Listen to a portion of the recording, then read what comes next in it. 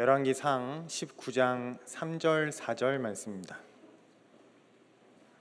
열왕기상 19장 3절 4절 말씀 우리 다 같이 한 목소리로 함께 읽도록 하겠습니다. 시작.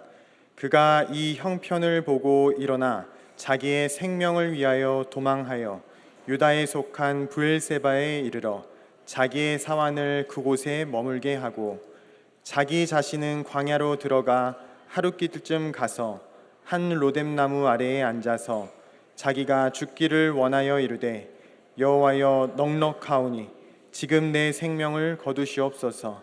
나는 내 조상들보다 낫지 못하나이다 하고. 제가 주일 예배 시간에도 말씀드렸던 부분인데요, 우리가 사는 세상은 모든 것을 다 숫자로 평가하고 숫자로 성패를 좌우하게 됩니다. 우리의 인생에 있어서 가장 중요한 숫자가 뭘까? 자주 묻는 숫자가 뭘까? 우리 중고등학생들에게는 너 몇 점 맞았어? 이번 기말고사 몇 점 맞았어? 너 몇 등 했어? 이번에 몇 등, 몇 점? 이것으로 우리를 평가하죠. 또 이제 학교를 졸업하면 너 얼마만큼 벌고 있어? 너의 연봉은 얼마나 돼? 너의 봉급은 얼마나 돼? 너는 몇 평 아파트에 살고 있니? 또 청년들에게 자주 물어보는 거죠. 너 키가 몇이야? 너 몸무게가 몇이야? 모든 것을 다 숫자로 판가름하고 숫자로 결정합니다. 숫자에 따라서 좋고 나쁨을 결정하는, 숫자 때문에 피곤해 지친 삶을 살아가는 것이 우리들의 인생이죠. 우리들의 인생이죠. 올림픽 우리 모두가 다 좋아하죠. 이 올림픽 경기에서 은메달 증후군이라고 들어보셨나요? 은메달 증후군 많이 들어보셨을 거예요. 금메달 딴 사람 진짜 행복하겠죠. 근데요, 동메달 딴 사람도 행복하다라는 거죠. 하마터면 자기는 메달을 못 딸 뻔했는데 구사일생으로 동메달을 땄으니까 얼마나 기쁘겠어요. 그런데 금메달 딴 사람도 기뻐하고 동메달 사람도 기뻐하는데 은메달 딴 사람은 유독 기뻐하지 않더라는 거예요. 내가 조금만 더 잘했으면 1등 했었을 텐데, 내가 조금만 잘했으면 내가 금메달 딸 수 있었을 텐데, 그 2등한 것 때문에 오히려 불행하고 또 펑펑 우는 사람도 많이 봤고요. 우리나라 슈퍼스타 가운데서 금메달을 딸 것으로 예상됐던 사람이 은메달 따고 기자회견을 할 때 국민들께 죄송합니다 이런 말을 하는 것도 제가 많이 들었어요. 국민들께 왜 죄송합니까? 그렇잖아요. 근데 국민들께 죄송하다고 울고 있는 거예요. 숫자에 따라서 불행해지는 거죠. 너무나 괴로운 거죠. 그래서 우리 모두가 피곤해 지쳐서 어찌 보면 살아가고 있는 것은 아닐까요? 세상은 2등을 기억하지 않는다면서요. 달나라에 처음 발을 내디딘 닐 암스트롱은 기억하지만 두 번째는 기억하지 않습니다. 올즈 버드리는 기억하지 않습니다. 대상을 최초로 횡단했던 찰스 린드버그는 기억하지만 두 번째로 횡단했던 사람은 기억하지 않습니다. 국보 1호하고 보물 2호, 남대문 동대문은 기억하지만 국보 2호와 보물 2호는 기억하지 않는 것이 우리들의 모습이죠. 2등은 기억하지 않습니다. 그래서 어떤 사람은 이렇게 말하더라고요. 1등만 기억하는 더러운 세상, 이렇게 말하더라고요. 그렇잖아요. 2등한 것도 너무나 잘한 거잖아요. 그런데 1등만 기억하는 힘든 세상 가운데 우리가 지쳐가면서 살아가고 있다는 거죠. 이번 상반기를 보내시면서 여러분들은 어떻게 보내셨습니까? 여러분들 숫자에 매여서 이번 상반기는 잘 보냈어 이렇게 생각하고 있습니까? 우리 중고등부 아이들 이번에 기말고사 망쳐가지고 여러분들 이번 상반기는 조졌다고 생각합니까? 제가 좀 심하게 말해서 죄송해요. 조졌다고 생각해요? 숫자에 따라서 세상을 그렇게 결정하죠. 그리고 결과만 중시하죠. 결과가 좋으면 좋은 거고 결과가 좋지 않으면 좋지 않은 거고. 그래서 제가 늘 자주 말씀드리죠. 우리나라 속담 가운데서 제가 제일 싫어하는 속담, 뭐로 가도 서울로만 가면 된다. 뭐로 가도 서울로만 가면 된다. 과정은 중요하지 않아. 결과만 좋으면 돼. 컨닝해도 괜찮아. 조금 잘못해도 괜찮아. 1등만 하면 돼. 점수만 잘 받으면 돼. 좋은 대학교 들어가면 돼. 부자가 되면 돼. 이것이 우리 삶 가운데 내재되어 있는 아주 잘못된 생각이라는 거죠. 결과 물론 중요합니다. 하지만 결과가 좋다고 해서 다 잘 되는 것 아니죠. 어제 청년부 수련회 때 오신 강사님께서 이렇게 말씀하시더라고요. 미국에서 가장 좋은 MBA 스쿨이 그 펜실베니아에 있는 와튼 스쿨이라고 하더라고요. 와튼 스쿨. 이 와튼 스쿨 가장 똑똑한 사람, 가장 돈 잘 버는 사람들이 들어가서 공부한 곳이 와튼 스쿨입니다. 우리나라 정치인들도 거기 들어가서 공부했던 것으로 알고 있고요. 지금 트럼프 대통령도 그 학교 출신이라고 제가 알고 있습니다.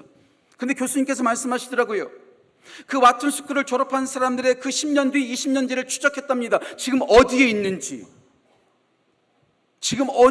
추적했다는 거죠. 대부분 어디 있을까요?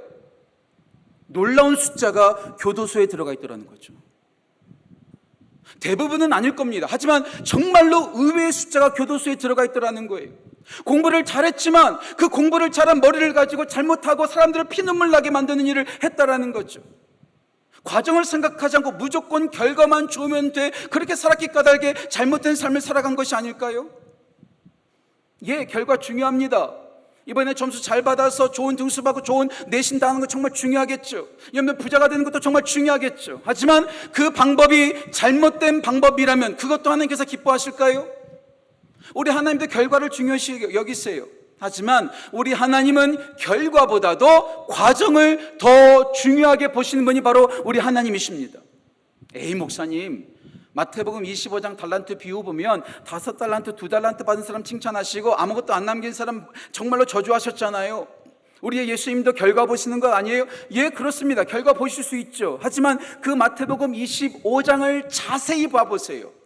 5달란트 받은 자와 2달란트 만든 자, 그 두 사람을 똑같이 칭찬합니다. 5달란트 남겼다고 해서 더 칭찬하시고 2달란트 남겼다고 해서 덜 칭찬하시는 것이 아니라 5달란트 받은 자와 2달란트 만든 자를 똑같이 칭찬하시는데 5달란트 남겼다고 칭찬하지 아니하시고 2달란트 남겼다고 칭찬하지 않으십니다. 이렇게 칭찬하십니다. 착하고 충성된 종아, 네가 적은 일에 충성하였음에 나의 큰 일에 참여하게 될 것이다. 네가 5달란트 남겼기 때문에 2달란트 남겼기 때문에라고 말하지 않고 네가 적은 일에 충성하였기 때문에 이 주인의 즐거움에 참여하게 될 것이다. 그의 태도를 본 것입니다. 그의 성실함을 본 것입니다. 그의 충성됨을 본 것입니다. 자, 그렇다면 1달란트를 그대로 남겼던 사람은 어떻게 됐을까요? 너 1달란트밖에 못 남겼어? 이렇게 말하지 않았어요. 이 악하고 게으른 종아, 아무것도 하지 않은 태도를 주인께서 책망하셨습니다. 이 말이 무리 있는 말일 수 있고 또 여러 가지 또 논란의 여지가 있는 말일 수도 있겠지만 전 조심스럽게 묵상하면서 말씀을 드립니다. 만약에 우리 예수님께서 이 예화를 말씀하셨을 때, 이 비유를 말씀하셨을 때 그 종 가운데 열심히 수고했는데 모든 것을 다 잃어버렸습니다 라고 말하는 사람이 있었다면 우리 예수님께서 어떻게 하셨을까? 그 주인이 어떻게 하셨을까? 주님, 저에게 5달란트를 주셔서 저는 열심히 일했는데 쫄딱 망해서 지금 다 잃어버렸습니다. 아니, 마이너스 통장입니다. 그때 우리 예수님께서 똑같이 이 악한 종아 집 밖으로 나가라 이렇게 말씀하셨을까요? 전 그렇게 생각하지 않습니다. 왜요? 태도를 보시니까, 그 과정을 보시니까 정말 성실하게 했는데 안 된 것이라면 우리 주님께서는 결과를 보고 판단하시는 것이 아니라 그 과정을 보면서 그를 칭찬해 주시고 위로해 주셨을 거라고 믿습니다. 어떤 사람은 잘 나가는 사람이 있어요. 하지만 어떤 사람은 잘 나가지 못하는 사람도 있습니다. 어떤 사역자는 사역하는 것마다 부흥의 역사가 일어나지만 어떤 사역자는 사역하는 것마다 쫄딱 망하는 사람들도 많습니다. 그러면은 진짜 좋은 결과, 수많은 사람들을 모이게 한 사역자만 하나님께서 칭찬하시고 망하고 조그만 교회에서 목회하고 그 어떤 열매도 맺지 못한 사역자들은 우리 주님께서 내팽개치실까요? 제가 이번에 강도사고시를 준비하면서 다시 한번 한국교회사를 다시 공부하게 되었어요. 우리나라 최초의 순교자, 최초의 순교하신 선교사님이 토마스 선교사님입니다. 저메인 토마스 선교사님. 제너럴 셔먼호를 타고 대동강을 따라서 평양으로 들어오셨는데 발을 내딛자마자 한 사람도 전도하지 못한 채 순교를 당하셨어요. 그러면 그분은 저주받은 걸까요? 너 한 명도 구원하지 못했어. 너 그렇게 죽었지. 넌 저 뒤에 가서 서 있어. 넌 주인의 즐거움에 참여할 자격이 없어. 이렇게 주님께서 말씀하실까요? 우리가 모두가 좋아하는 짐 엘리엇 선교사님, 이분이 쓴 책 가운데, 이분이 쓴 일기 가운데 전능자의 그늘이라는 아주 두꺼운 책이 있습니다. 진짜 좋은 책입니다. 다시 말씀드릴게요. 진짜 좋은 책입니다. 꼭 읽으셔야 돼요. 전능자의 그늘.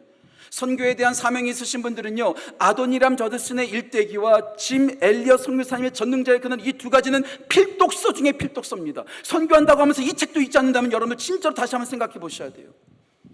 그 짐 엘리엇 선교사님이 선교사로 가기까지 얼마나 자기를 부인하고 얼마나 헌신되게 주님을 붙잡고 나아가는지 하루하루 일기가 거기 다 기록되어 있습니다. 그렇게 신실했던 선교사님, 그렇게 오직 주만 바라봤던 선교사님, 그분이 선교지에 도착하자마자 한 사람도 구원하지 못한 채 순교당하셨습니다. 저주받은 걸까요? 넌 주인의 즐거움에 참여하지 못할 거야. 저리 썩 꺼져. 이렇게 주님께서 말씀하실까요? 저는 그렇게 생각하지 않습니다. 세상은 결과를 따지고 결과의 숫자를 따지지만 우리 주님은 결과보다도 더 중요한 게 과정이라는 것. 마태복음 7장 22절과 23절, 우리 모든 사역자에게 울림이 되고 두려움이 되는 말씀 아니겠습니까? 주님, 제가 주님의 이름으로 귀신을 쫓아내고 내가 주님의 이름으로 놀라운 기적도 행하고 놀라운 사역을 했습니다. 그때 우리 주님께서 뭐라고 말씀하시죠? 내가 너를 도무지 알지 못하노라. 과정은 다 부정한 일로 하고 과정은 다 속이면서 결과만 좋게 했다는 것. 하나님의 의를 위해서 사역한 것이 아니라 자기의 자랑을 위해서 사역한 것이라면 우리 주님께서 아무리 결과가 좋아도 과정이 썩어 있으니까 도무지 내 이름을 알지 못한다 경고하시는 거죠. 결과 중요합니다. 열매 중요합니다. 이번 여름 캠프 얼마나 가고 이번 단기 선교에서 얼마나 많은 열매를 맺는지 결과 참 중요합니다. 하지만 결과보다도 중요한 것은 과정이 더 중요하다는 사실. 그래서 우리는 성실하게 뛰어야 되고 진실하게 뛰어야 됩니다. 다시 말씀드릴게요. 성실과 진실이 함께 해야 합니다. 그렇게 성실했던 선지자, 그렇게 진실했던 선지자 가운데 한 사람이 오늘 본문에 등장하는 엘리야입니다. 엘리야가 얼마나 수고했는지 몰라요. 얼마나 멋지게 사역했는지 몰라요. 하지만 그렇게 열심히 특심으로, 다시 말씀드릴게요, 열심히 특심으로 사역했는데 결과는 좋지 않아요. 그렇게 갈멜산에서 승리했고 그렇게 놀라운 기적을 경험했는데도 불구하고 이세벨은 까딱하지 않습니다. 아합은 까딱하지 않습니다. 아무리 열심히 했는데 결과가 나오지 않는다면 우리도 허무해지죠. 우리 중고등부 아이들 이번에 열심히 공부했는데 결과가 좋지 않으면 얼마나 허무해요. 그렇지 않아요? 목사도 기도해 줬다고 하는데 왜 이번엔 다르지 않을까? 목사님의 기도도 소용이 없나 봐. 이렇게 생각하실지 모르겠어요. 제가 너무나 부끄럽고 너무나 미안한 마음이 있어요. 뭔가 열심히 했는데 결과가 나오지 않으면 허무해지죠. 지치죠. 그래서 오늘 엘리야라는 선지자가 브엘세바 광야까지 내려가서 로뎀나무 밑에 주저앉아서 죽여달라고 말하고 있습니다.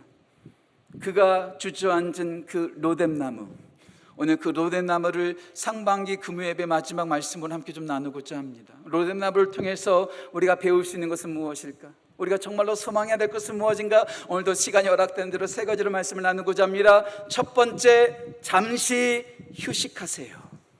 지치셨다면, 힘드셨다면, 탈진했다면, 과로했다면, 고통스럽다면 잠시 쉬어가도 괜찮습니다. 쉬셔야 합니다. 쉬지 않는 게 문제입니다. 휴식이 없는 것만큼 고통스럽고 위험한 것 없습니다. 과로라고 말하죠. 번아웃, 탈진했다고 말하죠. 그럼 아무것도 하지 못하는 거예요. 우리가 사는 세상 너무나 힘들어요. 너무나 고달퍼요. 너무나 바쁜 세상 가운데 살아가고 있어요. 저는요, 사람들에게 말하는 광고 카피도 저는 관심을 기울이는 사람입니다. 광고 카피만큼 파워풀한 단어가 없거든요.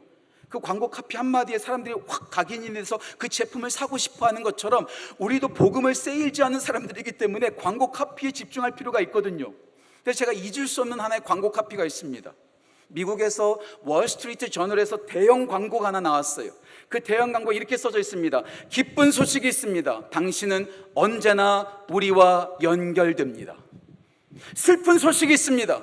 당신은 언제나 우리와 연결됩니다. 무슨 말인지 아시겠어요? 기쁜 소식도 언제나 우리와 연결된다는 것이고 슬픈 소식도 언제나 우리와 연결된다는 것, 참 깊이 있는 말이죠. 무슨 말이에요? 이제는요 다 전화기를 들고 다닙니다. 과거에 전화기가 없고 휴대폰이 없었을 때는요 퇴근하면 직장에서 연락할 수 없었어요. 근데 지금은 언제 어디서나 24시간 내내 연락을 할 수 있습니다. 그렇죠? 그러니까 편리해졌죠. 하지만 편리해진 만큼 언제 어디서나 연결되기 때문에 일을 쉴 수가 없는 거예요. 집에 와서도 직장으로부터 전화를 받는 거예요. 연락을 받는 거예요. 너무나 힘든 거죠. 너무나 바쁜 세상 가운데 살아가고 있어요. 그래서 우리가 흔히 비즈니스라고 말하는 것이 비즈니스, 바빠서 하는 일이라는 거잖아요. 바쁘다는 거잖아요. 얼마나 바쁜지 몰라요. 오늘도 예배 들어오기 전에 저 뒤에 앉아 있는데 우리 중고등부 아이들이 쪼르륵 한 명씩 교복 입고 들어오는데, 아니 기말고사 끝났는데도 그렇게 가방에 뭐 이렇게 많이 들고 다녀. 그냥 또 한 보따리 들고 지고 뭐 보부찜 상처럼 들고 들어오더라고요. 우리 여자 자매 하나가 그렇게 들어오더라고요. 얼마나 불쌍한지. 기말고사 끝났음에도 불구하고 여전히 무거운 가방을 들고 다니는 저 처량한 신세 불쌍히 여겨주세요 좀. 시험 끝났으면 좀 쉬어야 되잖아요. 좀 놀아야 되잖아요. 근데 여전히 더 공부해야 돼. 다 바짝 정신 차려야 돼. 오답노트 만들었어. 늘 쫓기는 인생 얼마나 힘들어요. 얼마나 고달퍼요. 얼마나 고달퍼요. 제가 자주 하는 말 가운데 이런 말이 있죠. 바쁜 아빠는 나쁜 아빠다. 바쁜 아빠는 나쁜 아빠다. 우리 아이들에게 필요한 것은 바쁜 아빠가 아니에요. 함께 해주는 아빠인데 너무나 바빠가지고 아무것도 못한 채 모두가 다 망가뜨려지고 있는 세상 가운데 살아가고 있고, 우리는 너무나 지쳐있고 너무나 탈진하고 과로로 죽어가고 있는 세상 가운데 우리가 살아가고 있잖아요. 그때 우리 가운데 필요한 것은 무엇일까요? 잠시 쉬어야 돼요. 제가 좋아하는 분 가운데 프레드릭 뷰크너라는 분이 이런 말을 했습니다. 프레드릭 뷰크너라는 분이 이런 말을 했습니다. 잘 들어보세요. 우리의 문제는 하나님보다 더 영적이고자 한다는 것이다. 다시 말씀드릴게요. 우리의 문제는 하나님보다 더 영적이고자 한다는 사실이다. 무슨 말이에요? 지금 피곤해서 쉼이 필요한 사람에게 우리가 어떻게 권면합니까? 더 기도해야 돼. 더 말씀 봐야 돼. 더 충성해야 돼. 더 헌신해야 돼. 예, 물론 더 헌신하고 더 충성해야 되겠죠. 하지만 잠깐 쉬어주는 것이 너무나 필요하다는 사실. 그래서 때로는 함부로 영적인 조언하지 마시고요, 좀 쉬라고, 조금 쉬어도 괜찮다고 그렇게 말해주는 것이 우리 가운데 필요하다는 거죠. 오늘 지쳐있는 엘리야, 하나님, 제가 조금 과하게 말씀드릴게요. 하나님, 저 못해 먹겠습니다. 이렇게 했는데도 이세벨은 변하지 않습니다. 저 못해 먹겠습니다. 저 지쳤습니다. 여기서 죽여주세요. 이렇게 말할 때 우리 하나님은 엘리야를 혼내지 않으세요. 저는 우리 하나님이 너무나 좋아요. 혼내실 만하잖아요. 야, 네가 선지자잖아. 올라오면 너 목사잖아. 더 열심히 기도해. 더 열심히 헌신해. 더 새벽을 깨워. 이렇게 하실 만도 한데 우리 주님께서 천사를 보내셔서 그 지쳐있는 엘리야를 마사지 시켜주세요. 마사지, 육체적인 마사지 해주는 거죠. 그리고 물과 떡을 주세요. 먹여주시는 거죠. 배고프면 짜증나는 거예요. 배고프면 짜증나는 거예요. 남편들이 집에서 자꾸 짜증내십니까? 먹여보세요. 배부르면 짜증 안 내요. 배고프니까 자꾸 짜증내는 거예요. 예, 먹여주고 마사지 해주고 그리고 잠을 재우시는 거예요. 잠자니까 괜찮은 거예요. 여러분 너무나 복잡하잖아요. 한번 잠 잡으세요. 그러면 모든 것이 다 해결되는 거예요. 그것이 100% 완벽한 치료법은 아니지만 잠깐 마사지도 받고 먹을 것도 먹으면서 그리고 쉼을 갖는 것이 우리가 재충전되는 첫 번째 스텝, 첫 번째 단계가 될 수 있다는 것. 그래서 우리 주님께서는 천사를 통해서 마사지 해주시고 물과 떡을 주시고 그를 잠자게 해주면서 그를 다시 한번 회복시켜 주시는 거죠. 우리 가운데는 그런 로뎀나무 아래가 필요하다는 거죠. 때로는 정말 짜증나면은요, 소울푸드, 엽기 떡볶이 아주 매운맛으로 먹어보면은요 괜찮아질 수도 있어요. 예. 목사가 이런 말 하니까 무슨 동기부여 강사 같아요. 예. 주님께서도 제자들에게 그 밤늦도록 고생했던 그 제자들에게 그 들어올 때 떡을 준비해 주시고 생선을 구워 주시잖아요. 먹을 것을 준비해 주는 거 그거 나쁜 것 아니에요. 육적인 것 아니에요. 때로는 먹어서 소울푸드를 먹어서 마음이 좀 평안해지고 힐링 플레이스, 내가 좋아하는 장소에 가서 우두커니 멍 때리면서 앉아있으면서 거기서 평안을 누리는 거죠. 이번에 우리 청년들이 보니까 저기 영종도에 멍 때리는 채플이 있대요. 이름이 멍 때리는 채플. 멋지지 않아요? 이름 자체가 멍 때리는 채플. 멍 때리는 거죠. 그렇게 멍 때리면서 내가 위로를 받는 거죠. 여러분들에게는 로뎀나무 아래가 어디 있습니까? 여러분들에게 소울푸드, 여러분들에게 힐링 플레이스 어디입니까? 그런 장소가 있어서 때로는 지칠 때 조금은 쉬어줘야 돼요. 조금은 휴식해도 괜찮습니다. 여러분들의 그 로뎀나무 아래를 찾아가셔서 먹을 때는 먹고 잠잘 때는 잠자고 쉴 때는 쉬면서 다시 재충전하는, 그것이 쭉 가면 문제지만 다시 일어서기 위해서 일보 전진을 위한 2보 5태는 괜찮은 거죠. 잠깐 휴식하셔도 괜찮습니다. 여러분들만의 로뎀나무 아래를 찾으십시오. 두 번째, 곁에 지켜주셔야 합니다. 곁에 지켜주셔야 합니다. 혹시 로뎀나무 아래서 휴식을 취하라는 말을 했었을 때 로뎀나무가 어떤 나무인지를 아시는 목사님이나 전도사님들은 저한테 이상하게 바라보실 수 있어요. 왜냐하면 우리는 로뎀나무 하면은요 왠지 풍성해 보여요. 저의 관점에서는 그렇습니다. 로뎀나무 하면 뭐 푸르른 그런 나무, 아주 울창한 숲, 울창한 큰 나무를 떠올리는데요, 로뎀나무는 그렇게 생기지 않았답니다. 로뎀나무의 사진 한번 보여주시겠어요? 앙상합니다. 앙상해요. 그래서 이 로뎀나무의 별명이 있습니다. 그늘을 만들지 못하는 로뎀나무라는 그런 별명이 있는데요, 그림을 한번 자세히 보세요. 그림 보시면요, 여전히 나뭇잎이 없어서 그늘을 만들지 못하지만 이쪽에 있는 그런 사진을 보면요, 그 밑에 사람들이 앉아 있긴 해요. 그렇죠? 나뭇집은 없지만 굳이 만들면 그늘을 만들 수는 있다는 것. 이 로뎀나무를 통해서 제가 이번에 로뎀나무를 묵상하고 여러 자료를 보면서 두 가지를 배울 수 있었어요. 로뎀나무는 참 지혜로운 나무구나. 그가 자라는 그 광야, 오늘 본문에 나오는 브엘세바는요, 남방 한계선이어서 나무가 자라는 마지막 끝자락 기준선이라고 하더라고요. 그도 그럴 것이, 그 브엘세바 광야는 강수량이 1년에 200mm밖에 되지 않는답니다. 20cm 정도 내리는 거예요. 언뜻 여러분들이 감이 안 오실 것 같은데요, 케냐의 1년 연평균 강수량이 400mm 정도 되고요, 우리나라가 1300 정도 됩니다. 우리나라의 5분의 1밖에 되지 않은 비가 내리는 아주 척박하고 건조한 땅이 그 브엘세바 땅이라는 거죠. 물이 없으니까, 자기가 생존해야 되니까 이 로뎀나무는 나뭇잎을 만드는 것을 포기하는 거예요. 내가 생존하기 위해서 나뭇잎을 적게 만드니까 오래도록 생존할 수 있는 거죠. 근데 그보다 더 중요한 것, 그 로뎀나무가 피어나는 곳, 세워져 있는 곳이 어딘가, 아무데나 피어나지 않는다는 거예요.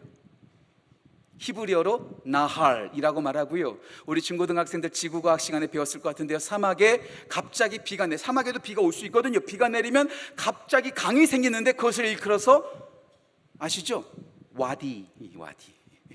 와디라고 하는 곳, 나할이라는 그런 간헐천이 있는 곳에 그 로뎀나무가 딱 피어나고 거기서 딱 세워진다라는 거죠. 그렇구나.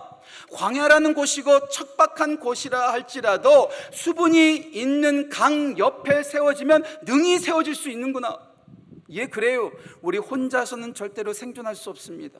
함께하는 믿음의 동역자가 있고, 함께하는 교회가 있고, 함께하는 친구가 있어서 서로 응원을 받고 그에게 공급을 받을 때 우리는 승리할 수 있고, 우리는 생존할 수 있게 된다는 것. 그리고 오늘 본문 말씀 속에 로뎀나무 아래에 앉아있는 그 엘리야에게 천사가 찾아가서 위로하잖아요. 일어나서 먹어.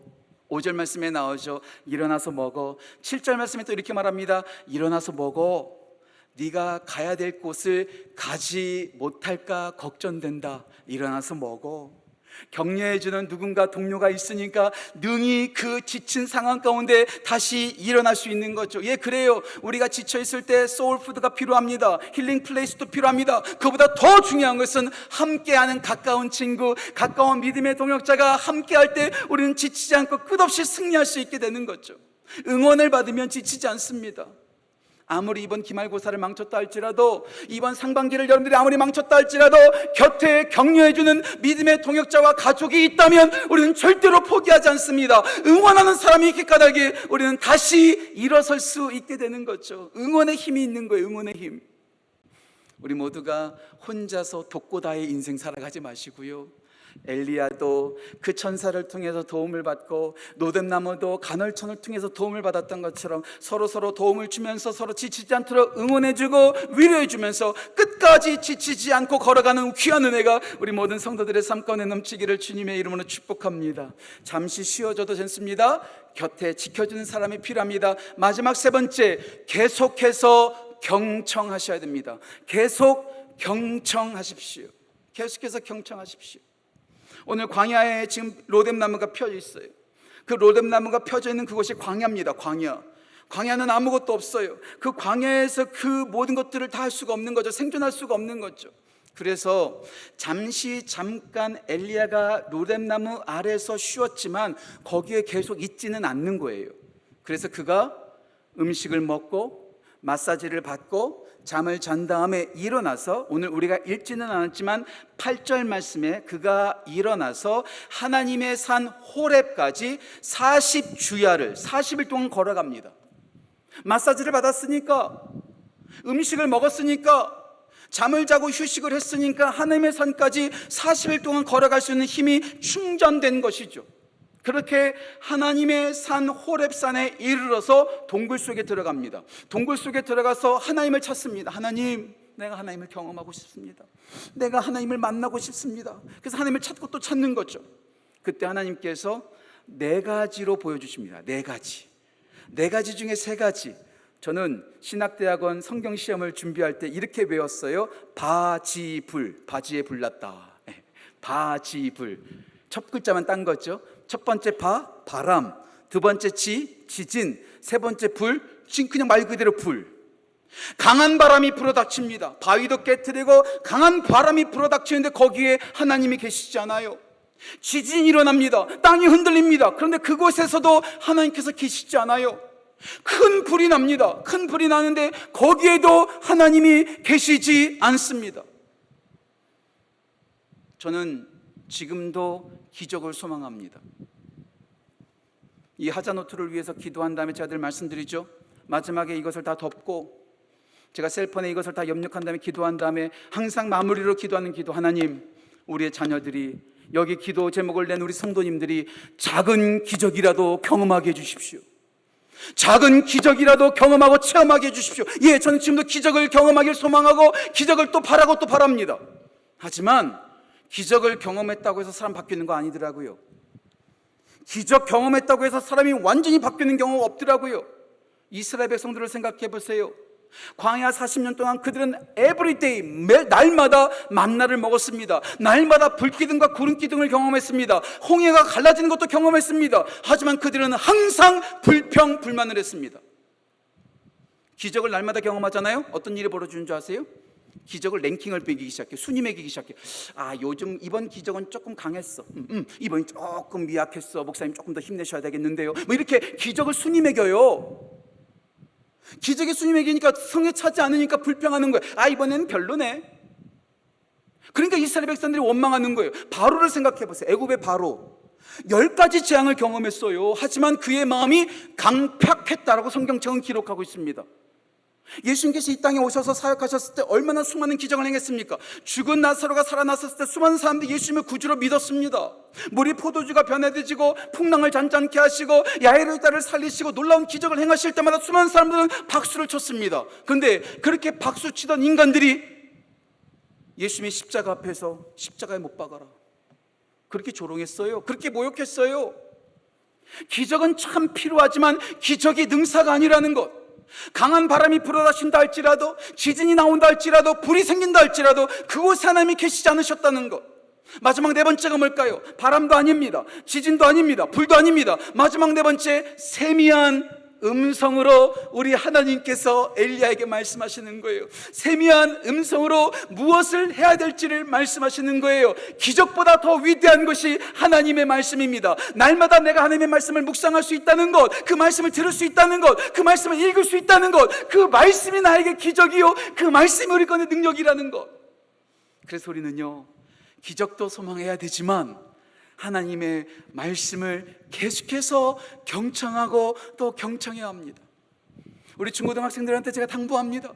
시험 공부하기 전에 5분이라도 괜찮습니다. 말씀을 먼저 읽으세요. 공부하기 전에 먼저 기도하세요. 하루를 시작할 때 말씀으로 시작하십시오. 말씀 없이 우리는 절대로 신실한 그리스도인으로 살아갈 수 없습니다. 어떻게 밥을 먹지 않고 우리가 살아갈 수 있겠습니까? 마찬가지입니다. 우리가 영의 영식 밥을 먹지 않는다면, 그 말씀을 먹지 않는다면 우리는 살아갈 수가 없는 거예요. 내년부터 각오하세요.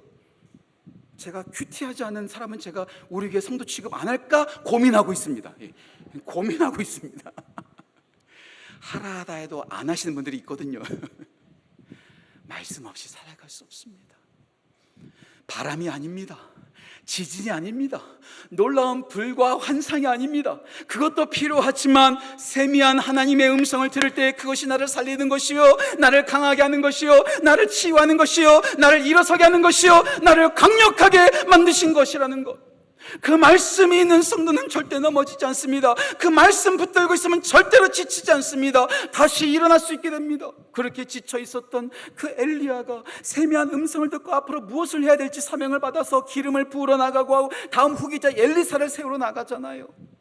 우리 가운데 필요한 것, 계속해서 일주일에 한 번만이 아니라 계속해서 말씀에 경청하고 또 경청해야 된다는 것.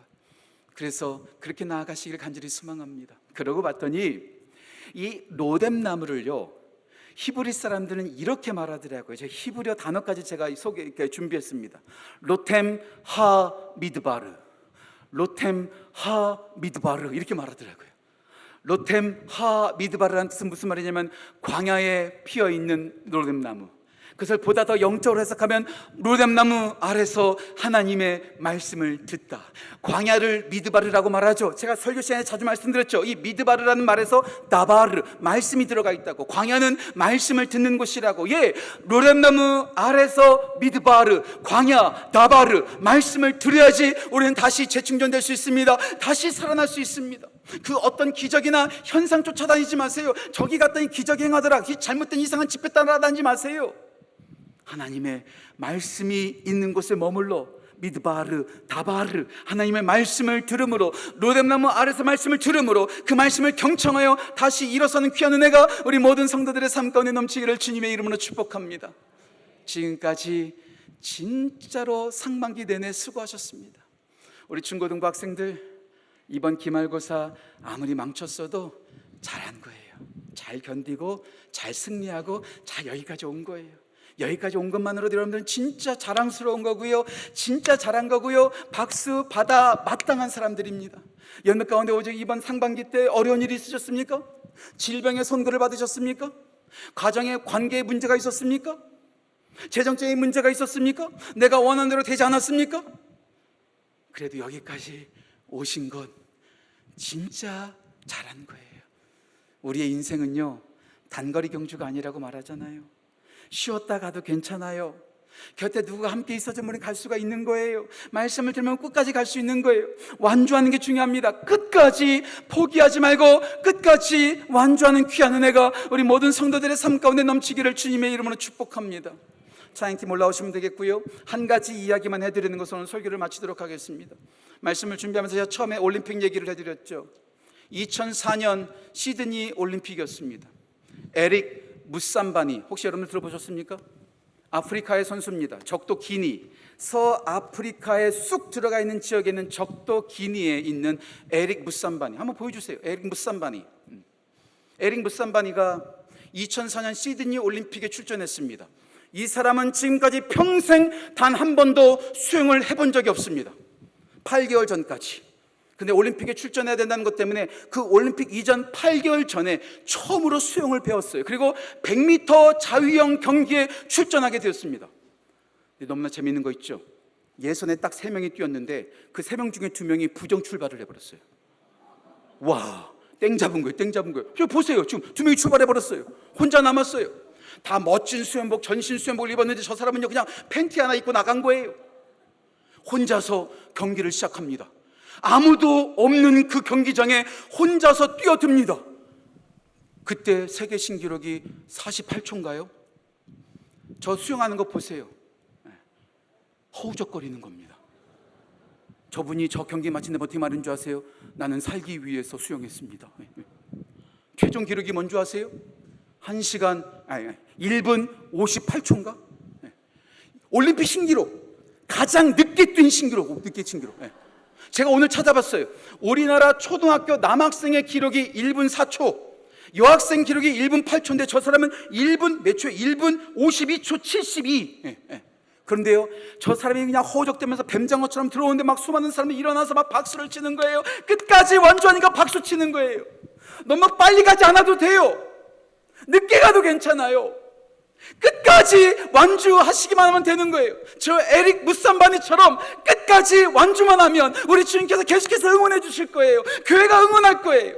절대로 포기하지 마세요. 낭망하지 마세요. 좌절하지 마세요. 끝까지 완주하여 나아가는 귀한 은혜가 우리 모든 청년들, 우리 모든 중고등학생들, 우리 모든 성도들 가운데 넘치기를 주님의 이름으로 축복합니다. 그러고 봤더니 로뎀나무가 우리 주님이세요.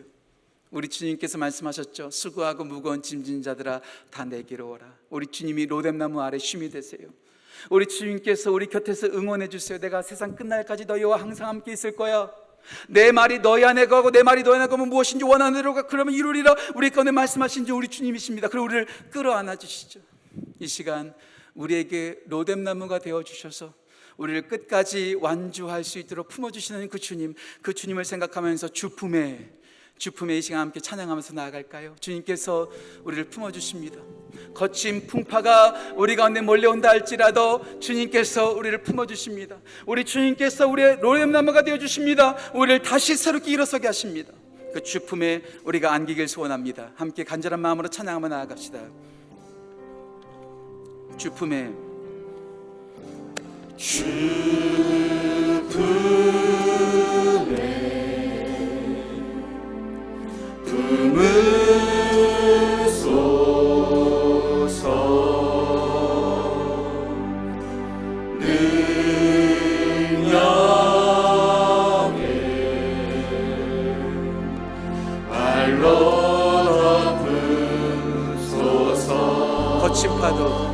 거친 파도 날 향해 와도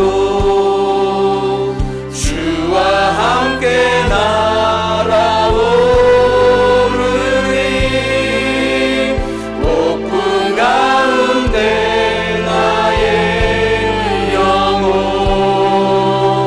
잠잠하게 주를 보. 우리 조금 더 빨리 부를까요? 주님 안에 나 거하리, 주님 안에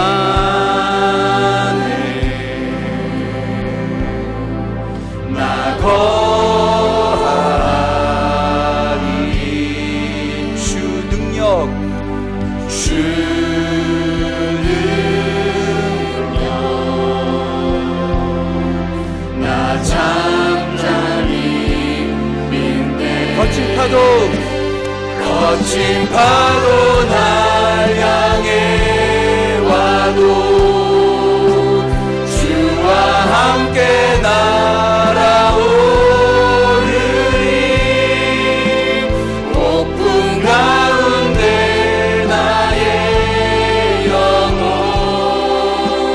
잠잠하게 주를 보. 거친 파도 날 향해 와도 거친 파도 날 향해 와도 주와 함께 날아오르니 폭풍 가운데 나의 영혼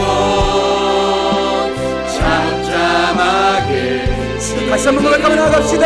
거친 파도 날 향해 와도 거친 파도 날 향해 와도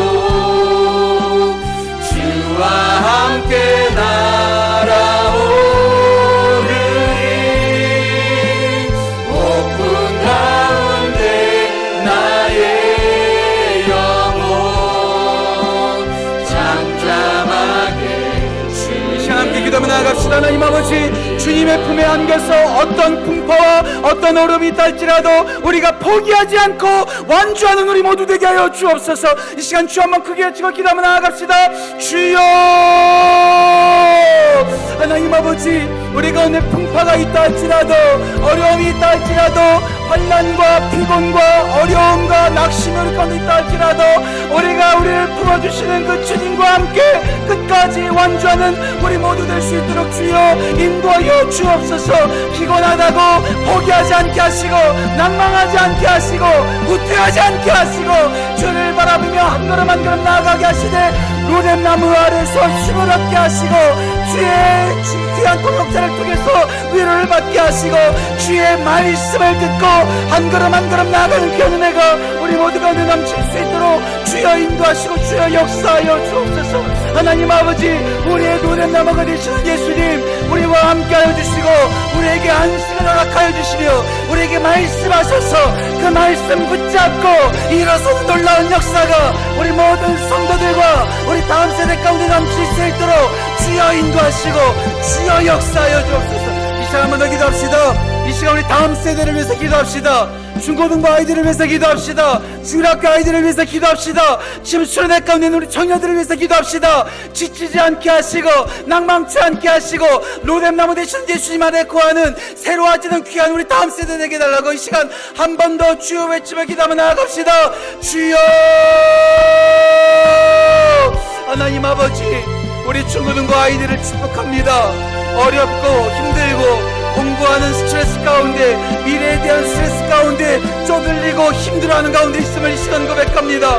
지치지 않게 하시고 주님께서 로뎀나무 아래가 되어주셔서 그들이 쉼을 얻게 하시고 안식을 얻게 하시고 위로를 받게 하여 주옵소서. 동료들을 토락하여 주셔서 믿음의 동역자를 허락하셔서 함께하는 위로가 있게 하여 주시고 무엇보다도 그 어떤 기적보다도 말씀하시는 하나님의 은혜 가운데 말씀 붙잡고 나아가는 우리 다음 세대 중고등부 아이들 되게 하여 주옵소서. 이번 결과를 떠나 지금까지 온 것만으로도 얼마나 대견스러운지요, 얼마나 자랑스러운지요. 우리 다음 세대를 붙잡아주시고 다음 세대가 말씀과 은혜로 승리할 수 있도록 주여 역사하시고 주여 인도하여 주옵소서. 역사하여 주옵소서. 역사하여 주옵소서. 여기까지 오시느라 정말 수고 많으셨습니다. 이번 상반기 여러분들을 저는 잘 몰라요.